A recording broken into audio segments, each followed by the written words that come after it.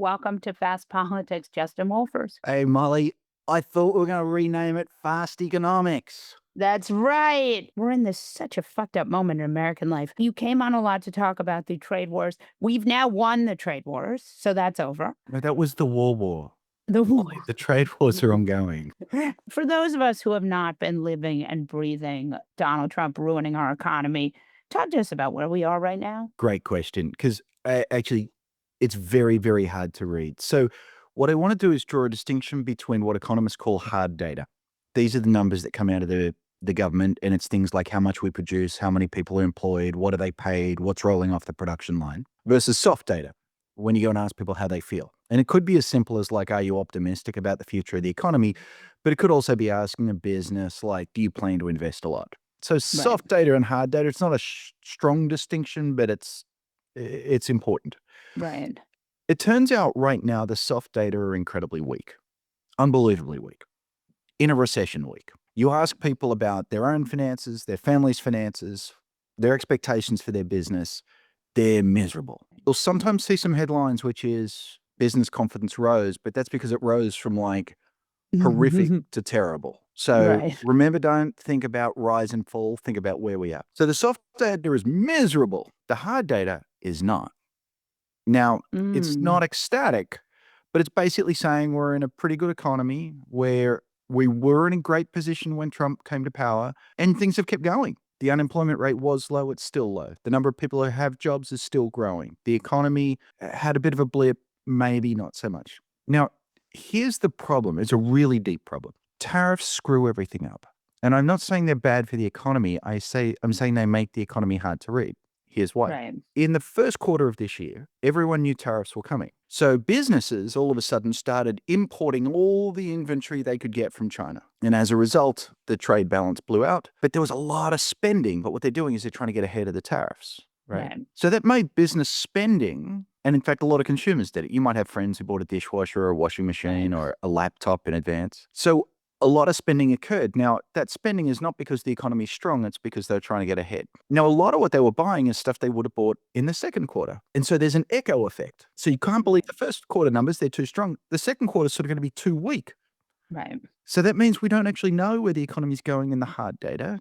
But it's actually even worse than that, because in the middle of all of this, Trump kept messing around with tariffs some more. You might remember that lovely weekend where on a Friday, tariffs on the European Union were 50%, and by Monday they were back down to 10%.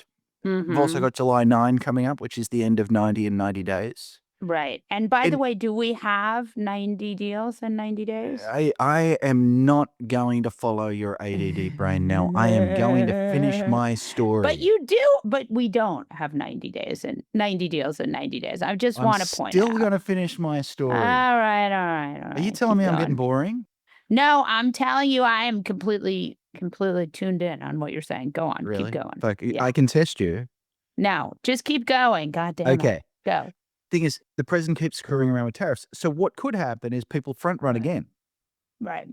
And that'll screw up our economic data through the rest of the year. So we're not getting a hurry clear up signal here from Molly. We're not getting a clear picture of what the data of what is happening because of the tariffs. So when someone says to you, oh, the hard data is all good, you're like, it's distorted by tariff nonsense.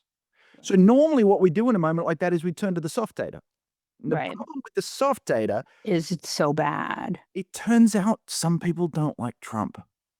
Turns out that he's been a polarizing figure. And so for the previous 50 years in American life, when you ask someone, what do you think about the state of the economy? They would answer that question by thinking about the state of the economy. Now what they do is they think about who's president, whether they like that guy, and they answer it that way. So the soft data have become unreliable, which means we're sailing through very, very thick fog. Anyone who tells you they're certain it's good or bad is wrong. Can we trust the data we get from our government? Yes. I love that question. Thank you, Molly. Now I want to put an asterisk. Okay, here's the asterisk. The official data coming from the government, anything that comes from the Bureau of Labor Statistics, the Bureau of Economic Analysis, the Census Bureau, stuff produced by nerds, is totally reliable. I'm not saying it's perfect. I'm saying it's the best statistical guess of things that are very hard to guess. Anything coming out of the White House, which has a history of stretching the truth, lying, at best, bullshit, and so on, and also incompetence, so sometimes they put out falsehoods because they don't know truths, is utterly unreliable. Now, often the White House will be reporting on their understanding of the official data, but I do think it's important. I don't believe a word coming out of the Treasury Secretary, the Commerce Secretary, the President, the White House Press Secretary, or in fact anyone who's spent more than 14 minutes contaminated on the White House grounds. But official government data is okay. Second asterisk. There is a little bit of defunding of the government statistical nerds going on right now. Yes, that's why I asked that Right. question, because that's what I had been told. Right. It's really a bad idea because it's really good to know where the economy is, right? Remember, I just told you we're Right. going through fog. Wouldn't it be good if the world were a little clearer? But the thing about that is that makes the statistics less reliable, but it doesn't make them more Trumpy. Right. So if you're worried, oh, they're telling stories, this is nonsense, this is bullshit. No. And here's the thing I want your listeners to understand. I'm not just a talking head who's just saying a thing. I have so many friends in these statistical agencies. They're PhD economists. They're super nerds and I love them. And they're super committed to their work and their craft. And I promise you, if they were being asked to distort for political reasons, there Right. would They all of a would. sudden be lots of anonymous Gmail messages appearing in my inbox. And I would Right. then call you, Molly, and say, I got to talk to your people. This has got to get out there. Yeah. Well, because you are an academic, right? I mean, A nerd. well, as someone who's married to an academic, I don't think of it as being a nerd. So we can trust the data out of the government for now and tell us about the 90 deals in 90 days. Also, it's amazing to me. You know who has completely disappeared from the conversation? You're going to have to tell me because I must have forgotten who they are. Ron Vera. Wow. That is Do you a know who that deep is? cut. Why don't you explain to the listeners? Because No, that no, is a I'll let you. really deep I'll cut. let you explain to the listeners. So, can I go back to the beginning of that story? It's quite lovely, which is, of course, Yeah, we know please. that President Trump hates trade. So he asked Jared Kushner very early on, he said, find me a trade advisor who's also against trade. The problem is that nearly every economist thinks that when you find ways to enrich the life of others and they find ways to enrich your life, that's a good thing. So you have to go shopping to find someone who's on the other side of that. So Jared Kushner went to Amazon and found a fellow who had written a book that said how much he hated China. So that's great. You get racism for free with your anti-trade theories. Mhm. That book was written by a fellow by the name of Peter Navarro, who's now a convicted felon, but at the time was a Was professor of economics. just had bad ideas, right? Look, life is hard to some people. Right. And some people grow up thinking that they're going to be the smartest kid in the room, and they are all the way through high school. And then at a certain point, they top out and they become bitter, and they come to believe that they and they alone hold the keys to all truth. Right. So this book that Jared Kushner bought the author of, the book was written by Peter Navarro, who throughout this book keeps writing about how an expert, Ron Vara, authenticates everything that he says. Now, you'll notice if you play a lot of Scrabble that Ron Vara is just a rearrangement of the letters of Peter Navarro. So it is true there are two economists in the world who support what the president is doing. They just both happen to be the same person. How did you get me to start? I'm not even bitchy or catty. 90, I'm a 90 kind deals. person. I like people. Sure. 90 Don't deals do in that to 90 me again, days, Molly. baby. 90 deals in 90 days. Go. How many No, deals do we're we going to have? say something nice about someone. Can we have a nice break? Okay, say something nice about someone. Ivanka really- Trump is very tall. You know what? Okay, I'm going to say two nice things, and I'm going to challenge you. Right. So the first one's easy, which is I admire Jay Powell, who's getting called all Yes. sorts of names at the Man, moment. that He's doing guy, that a is remarkable job. he is having a tough job. Yeah.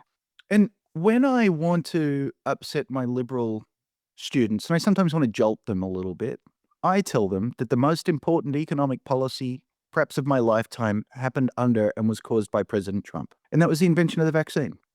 Yeah. Without the vaccine, we would not be out doing business, enjoying our lives, and so on. And so I want to tip my hat to President Trump and Operation Warp Speed. My ADD is getting bored. Okay, 90 deals in 90 days, baby. You still didn't say anything nice.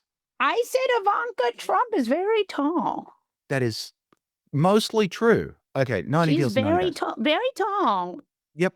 That's not nothing. Go. Yep. And she and I share a hair, and you share a hair color. That is sort of. Go on. Continue. 90 deals in 90 days. Were promised by Peter Navarro and the president and the Treasury Secretary and the Commerce Secretary, 90 deals in 90 days. We're about 70 days in right now. We sort of kind of have a deal with the UK. Last time I spoke with your audience, the deal we had was a pre-deal. It was a deal to Right. make a deal. Outline of a Yes. deal. That subsequently became a deal, although in that deal, the most important part of it for the British was letting British steel in, and that is still being negotiated.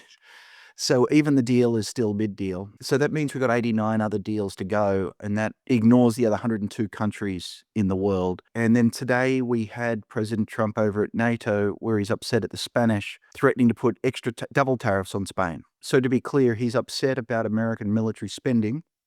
Sorry, about Spanish military spending, so he's decided to impose taxes on Americans. Yeah. It's not the most direct way of doing foreign No. policy. No.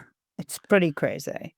So look, the deals aren't happening. It's clear they're not going to happen. I think that if people were betting on zero at the end, the White House will pull something out. So it's basically not going to happen. But there is this problem, which is on July 9th, if you don't have a deal, something's going to happen. And we don't, and remember, July 9th is going back to Liberation Day, which we all knew was a disaster. So the problem with governing in 90-day pauses is time keeps ticking and you actually still have to make a decision. And we have no indication so far of a coherent decision being made. Right now, there are still tariffs in place, and they're like weird. So, for example, I wonder if you could just run us through where we are. We have tariffs on Mexico and Canada, but just 10%, right? Even better than that, which is those guys actually ended up our lowest tariff partners. Having started the trade war by fighting them, they're actually now our Right. best friends again, which is anything that meets the conditions of the old NAFTA, which is now called USMCA, Right, is because Trump didn't tariff-free. like, oh, But okay. so there's two ways in which tariffs work, and I apologize to your audience for the confusion, but let me just say I didn't design them. There's Go on. tariffs that are going on countries, Right. and then there are, so think about that as horizontal, and there are verticals, which is tariffs on industries. Okay. And so Canada still, I believe, Canada and Mexico, I believe, are still getting steel and aluminum, certain auto parts, these industry. So, and in The the works, we've got cutouts. pharmaceuticals coming and so on and so forth. Those ones, by the way, rest on a much stronger legal basis. Right. Then country by country, we've got China right now at 30%. We are charging Americans 30% for everything they buy from China. And we've got the rest of the world at 10%. And lest anyone thinks that any of this is a low tariff rate, I just want to remind you that this would put tariffs at the highest rate in at least 50 years. It would put Since us the at, Great Depression, right? it depends what day, because they literally are changing the tariffs day by day. Right. Would put us 4 or 5 times higher than any other industrialized country. So this is not what grown-ups do. Molly, I have a fun thing I want to bring to the conversation. May I? Yes, please. Yes. And then I have another question about I have a question about steel tariffs. Go on. Okay. This is better than steel tariffs. This is JD Vance. Right. So remember way back when, I think it was 2 days ago, we cared a lot about Iran and the Right. Strait of Hormuz, Yes. which is this very little narrow part where a lot of the oil tankers go through. Yes. So JD Vance said, this is a quote, and I just want to get the quote out for people. He's talking about Iran, their entire economy runs through the Strait of Hormuz. If they want to destroy their own economy and cause disruptions in the world, I think that would be their decision. But why would they do that? I don't think it makes any sense. Right. Now, he was talking about Iran, but now just let's think about how this speaks to the United States. So for us, much of our economy runs through our ports, just as much of the Iranian economy runs through the Strait of Hormuz. And just as Iran can use its military to prevent ships passing through the Strait of Hormuz, Trump has been using tariffs to prevent ships coming into the LA ports and retaliatory tariffs to prevent them from leaving. And so much as those shipping restrictions would hurt the Iranian economy, this is hurting our own economy. And much as Vance said, this is again as a quote, if they want to destroy their own economy and cause disruptions in the world, I think that would be their decision. That's literally what Trump is doing with tariffs. And remember, Vance ended, but why would they do that? I don't think it makes any sense. And I think that Vance has done a terrific job in pointing out the utter incoherence of this trade policy. Yes, correct. And also hilarious. Now, talk to me about the steel tariffs, because there are steel tariffs that Trump is putting on, and they actually are weirdly one of the few things that Democrats agree with. So talk to us about that. Okay, then Democrats are Some making a very, Democrats. very big mistake. I'm just telling And you that's what my job here. No, and yeah. I appreciate you, Molly. I was like, steel sounds boring, but now I understand why it's important. Yeah. Yeah. And also, the steel is paired with tariffs on another metal. What is it, Molly? Aluminum? Aluminium? Yes. Go on. Go on. Go on. Go on. Yes. Go on. Little Australian American humor Yeah. there. Um, Hilarious. okay, here's why steel tariffs are a terrible, terrible, terrible idea. But Um, first, explain why some Democrats also support them. you might do a better job on that than me. What I But can anyway, say, tell why they're bad. Say why they're bad.